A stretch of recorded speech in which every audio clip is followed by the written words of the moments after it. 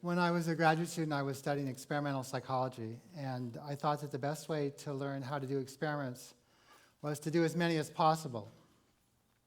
So I started studying my acne. I would count the number of pimples every morning. And one thing I figured out pretty soon was that one of the medicines that my doctor had prescribed did not work.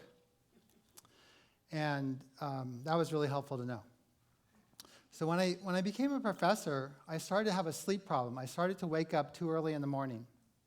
I'd wake up maybe at 4 a.m., but I'd be, I see. Finally, I understand. I'd wake up too early in the morning, but I couldn't get back asleep. Maybe I'd fall asleep, 3 hours later. And I thought to myself, well, I had such success with the acne, I'll just self-experiment and I'll figure out how to sleep better. It didn't work out the way I thought.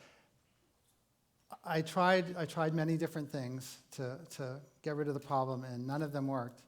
And after 10 years, I had actually run out of ideas. I tried everything I could possibly think of, and nothing had worked. But then something happened. Let's see if this works. Let's see if this works. I looked at my data, and I saw that a few months earlier, I had started to sleep less. I started to sleep about 40 minutes less per day. And that had happened at the same time that I lost weight. I lost about 12 pounds. So that was interesting, a new idea that maybe if we lose weight, we need less sleep. And I was teaching introductory psychology, and I told my students what I'd found.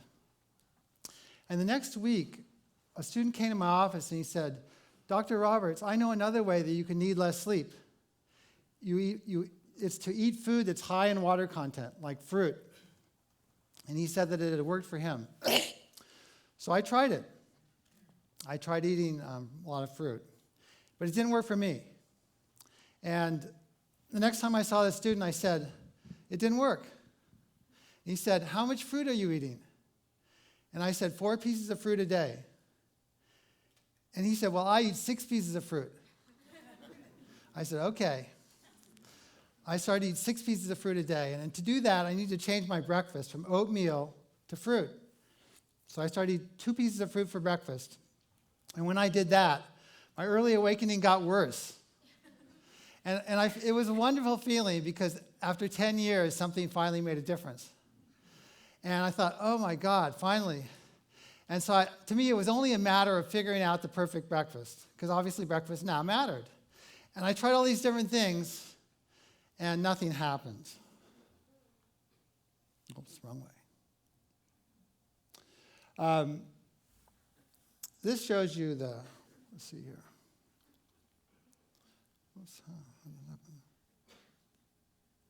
Where's the pointer? Is there a pointer on this? Oops, nope. Oh, I see. Press the red button? Well, anyway, there we go. Okay. What happened? Anyway, each dot on that graph is a time when I woke up too early in the morning. The x-axis is the days, and the y-axis is how long I was awake until I fell back asleep. And I counted it as a day of early awakening if I fell back asleep after getting up within 6 hours. So if I didn't fall back asleep within 6 hours, that was no early awakening. Anyway, you can see that over here on the oatmeal, when I see oatmeal for breakfast, I was waking up early a lot. I tried all sorts of different breakfasts, still same thing. And then I thought, oh, this is too complicated. I can't compare one thing with another thing. That's very hard. I'll just compare something with nothing. That'll be simpler. So I'll just compare some breakfast with no breakfast. I'll be able to understand that. So I stopped eating breakfast in order to make those simple comparisons. And the early awakening went away. I thought, wow. And so I started to make sure it was cause and effect. I started eating fruit again for breakfast. And lo and behold, the early awakening came back. And then I stopped eating breakfast again, and the early awakening went away. So it really was cause and effect. Now, this experiment didn't quite have the sequel that I thought. I thought, oh, I've gotten rid of the problem. But actually, the problem persisted, even though this really was cause and effect. So there had to be another cause. It wasn't just breakfast. It was also other things that were causing me to wake up too early. And I thought to myself, maybe there's a bigger lesson here. Maybe Stone Age people did not eat breakfast. And maybe our genes are adapted for Stone Age conditions. And maybe if we alter those living conditions, things will go wrong. It's like using a tool where it's not designed for. And so maybe the early awakening that I still had was due to something else about my life that was unlike the Stone Age. Question was, what was that? Well, I knew about plenty of data which suggested that we tend to be awake at the same time that we have contact with other people. So if you're awake, let's say if you socialize on Thursday night, you're going to tend to be awake later Friday night. So that's important. Maybe we need human contact for good sleep. And in the Stone Age, I figured people lived together, and maybe they got up in the morning and they chatted with their neighbors. Whereas I lived alone. And I might, being a professor, I might spend the whole morning alone. So I thought, okay, how do I supply the missing human contact in the morning? I knew about data which suggested that TV can have the same effect on the timing of sleep as real human contact. And I knew of data which suggested that Johnny Carson's monologue had that effect. So this was past the time of Johnny Carson, but I made a tape of Jay Leno's monologue, and one Monday morning I woke up and I watched it. And it seemed like nothing happened. I just fell back asleep, and the rest of the day was normal. And then the next morning, Tuesday morning, excuse me, I woke up and I felt really, really good. I felt really happy, and I felt eager to do stuff, and yet I felt calm. I thought, my God, why do I feel so good? I had slept a normal amount of time. I hadn't eaten anything unusual the day before. Nothing. The day before was totally normal in every way, except, oh yeah, I did that TV thing in the morning. I just almost forgotten about it by then. It seemed impossible, but it was true that watching the TV on Monday morning made me feel a lot better Tuesday morning. It's very, very strange, but it's true. This is an experiment that shows you the basic effect. The TV in the morning had three effects. It made me happier, it made me more serene, more calm, and it made me more eager to do stuff. And so I measured all of those, and I averaged them. I had three rating scales. And I had rating scales where 50 was neutral, and 75 was like happy, and 80 was quite happy, and 70 was somewhat happy. Anyway, so I got those ratings, and I averaged them over the three dimensions of mood. And these are the scores up here. So with the faces, watching the faces early in the morning, I got these scores. And then if I stop watching the faces, if everything remains the same except I cover the faces, the mood goes down with a 1-day delay. And then when I start watching the faces again, it goes up with a 1-day delay, and so forth, back down and back up. Now, the effect is a little more complicated than just this. It's not just that my mood goes up the next day. It also goes down in the evening. It goes down the same evening. So if I watch faces, I made detailed measurements of my mood, not just one time of day. I made them all times of day. And this shows that if I watch face on Monday morning, my mood goes down in the evening, lower than it would be otherwise. That's this part of the function. And the next day, it's higher than usual. So you can see here, it's obviously an oscillation. What this data are telling us is that we have an oscillator in our brain that controls our mood. In order for this oscillator to oscillate, we need to see faces in the morning. They give the oscillator a push. And I'm sure the function of this oscillator is to have everybody's mood be synchronized and have everyone sleep-wake. When people live together, it synchronizes their mood and when they sleep. So this was a fascinating effect and very, very helpful. And I thought, okay, surely now my early awakening will go away. Strangely enough, it didn't. I tried all sorts of variations of this. I couldn't get my early awakening to go away. So that was that. Now, I'm walking across the Berkeley campus one day, and I run into Lucy Jacobs, who you saw earlier. She was the assistant on that Phoenix trick. I didn't even know she'd be here. But Lucy said to me, Lucy was on her way to the gym, and she said to me, "Too bad typing doesn't count as exercise." And I said, "Yeah, too bad." But I thought about it, and I thought, well, what about standing? When people walk a lot, they tend to lose weight. Well, maybe it's because just they're standing more than usual. Maybe it's not the movement. Maybe it's just the standing. Well, that's a crazy idea, right? But I tried it. It was very easy. And I knew that back in the Stone Age, surely they stood more than we do now. That was obvious. So that's one reason I tried it. Anyway, it had no effect on my weight. But my early awakening went down. This shows what happened. So the baseline is just before I tried to stand a lot more. And then I tried to stand a lot more. And I tried to stand a lot more by standing when I ate, standing when I talked on the phone, and especially standing up when I worked at the computer. And this is the probability of early awakening. You can see it went down. It really went down after years of, not going down except when I stopped eating breakfast. And then I looked at the data. I looked at how the amount of early awakening depended on the amount of standing.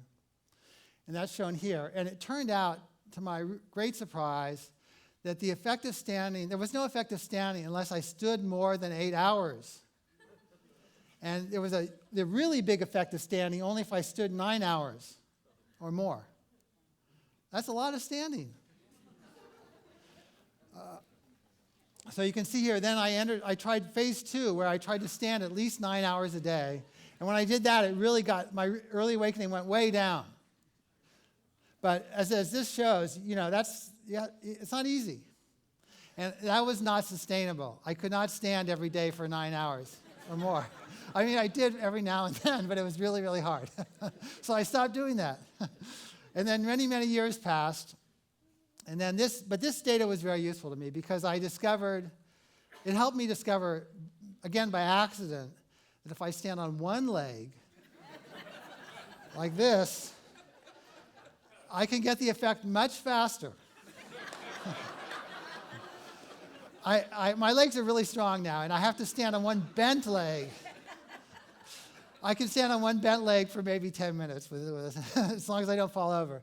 So I might do that 4 times a day, 2 for the right leg, 2 for the left leg. And that really does help, and that really is sustainable. So I don't know if you noticed, but during some of these talks, I've been standing on the side on one leg like this. I really do that. Well, I think at the same time that I was trying to improve my sleep, I was also trying to improve my weight. And some experiments by Israel Ramirez suggested to me that our set point, the weight our body tries to keep us at, is controlled by the flavor-calorie associations in our diet. And if those associations are stronger, your set point is higher. I won't explain this in any depth. But this theory predicted 2 new ways of losing weight. And I tried both of them, and they worked. But strangely enough, I still weighed more than I wanted to weigh. Well, one week I was in Paris, and I was looking forward to the food, but I had no appetite. What a big disappointment, and I had no idea why. Wandering around Paris, I thought to myself, well, funny thing, my theory does have an explanation of why I'm not hungry. It was really hot in Paris that week, and I was drinking, to cool off, I was drinking soft drinks with sugar. And I thought, funny thing, my theory predicts that these would cause me to lose weight because they were new flavors. And my theory predicted that unfamiliar flavors cause weight loss. I thought, wow, that's the strangest prediction ever. Everyone else thinks that soft drinks with sugar cause weight gain. But my theory says the opposite, in this particular case. And so I got home and I tried drinking just water with sugar because maybe that way the flavor wouldn't become familiar. I mean, it doesn't exactly make sense because sweetness is familiar, right? But I tried it anyway. And lo and behold, my appetite went away incredibly. And I was at 188, and I went down to 150 in 3 months because I had so little appetite. And at 150, people asked me if I was dying. So I gained some weight to reassure them. And I kept the weight off for, this shows you I kept the weight off for three years or something like that. And this shows you that I kept the weight off for about 5 years. After about 3 years, one of my friends said to me, well, if your theory is right, then it should also work with oil, with olive oil. Some olive oil has no flavor. And if your theory is right, it should work with olive oil. And so I substituted unflavored olive oil for the sugar water, and lo and behold, I didn't regain the weight. So, okay, fat too can cause you to lose weight. Anyway, so lots of people have tried this diet now, and as strange as it sounds, it actually works. And you can go online at the Shangri-La diet forums and find many, many examples. Okay, this last example is kind of combines the two, my two interests. And about a year ago, I bought a large order of pork from a farmer. And I ate all the familiar cuts, and then there was one left I didn't know about, which was basically all fat. It was the part used to make bacon. And it sat in my freezer for months, but finally I don't want to throw it away, so I ate it. And I slept so well that night. I woke up feeling so refreshed, and I had so much energy the next day that it had to be the fat. And I did an experiment. Finally, after a few months, I'll do an experiment. And so on some lunches, I ate a lot of pork fat, and on other lunches, I did not. And I measured how rested I felt in the morning after the different kinds of lunches. And I measured 100% on the scale is the most rested I could possibly be. Anyway, the red are the days after I ate a lot of fat at lunch, and the blue after I didn't eat that much fat. And you can see that I felt clearly more rested on days when I had a lot of pork fat for lunch. Okay, fine. Around the same time, I started to write about this on my blog. Someone else reported almost the same thing. He had gone to a diet very heavy in meat, and also eggs, cheese, and other meats. And he had slept a lot better. And it's clear he wasn't expecting it. So he changed his diet in a lot of ways, but one of the ways he changed his diet was to eat a lot more animal fat. And actually, I was in line for dinner on Thursday, and I told a woman in line what I was doing, and she said, oh yeah, when I ate more sausage, my sleep improved. Now, you would think that, oh, this is really bad. This is going to cause heart attacks, but no, it's not. This is heart attack risk. Bad health due to heart attacks, and it goes down when countries eat more animal fat. This is from a recent study where that was just one study. This is many studies. They did a meta-analysis, and they found that when people eat more saturated fat, they have no increased risk of heart disease or stroke or other cardiovascular disease. Well, all this research was kind of puzzling to me because it came from nowhere. It wasn't like what I was doing or what other people were doing, and I wasn't an expert in these things, which was weird. And it wasn't self-experimentation either, because other people do that too. Finally, I think I understand why it is. Self-experimentation is like a powerful microscope that makes it easier to detect cause and effect. And it's easier to self-experiment, lots and lots, maybe 50 times easier. And we monitor ourselves in many ways. We watch there's so many ways in which our health can go down, and we're always paying attention to those ways. And I was doing self-experimentation involving the brain. And the brain changes faster than other organs. So that was an additional advantage. And it's easier to measure the brain than other organs because I can measure the brain by measuring behavior. And I can measure behavior with my laptop. You can't do that with the liver. So if you add up all these different things, you get an improvement of 200,000 times I think it has something to do with why I was able to discover new cause and effect relationships. And I also figured out the idea that life in the Stone Age is good for us, and so when we move away from that, we might get sick. And that helped me narrow the possibilities of what I considered. And this is kind of the most interesting one. I was an insider I was an insider-outsider. I was an insider in terms of knowledge, but I was an outsider in terms of freedom. I wasn't trying to impress anyone. So professional scientists feel a great need to impress people, their colleagues, editors, granting agencies, prospective graduate students. But my self-experimentation was private for a long time, and I could just do whatever worked. And I think this sort of sums it up, that I was able to put these 4 blocks together and stack them high enough to get to a solution. One block was self-experimentation. Another block was the idea that the Stone Age is good for us. Another block was subject matter knowledge. And the 4th block was freedom.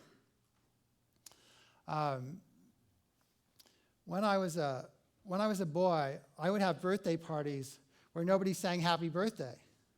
And the reason for that was that I hated to have attention drawn to myself. And now I've grown up to an adult whose research could not possibly be more self-centered. Thank you.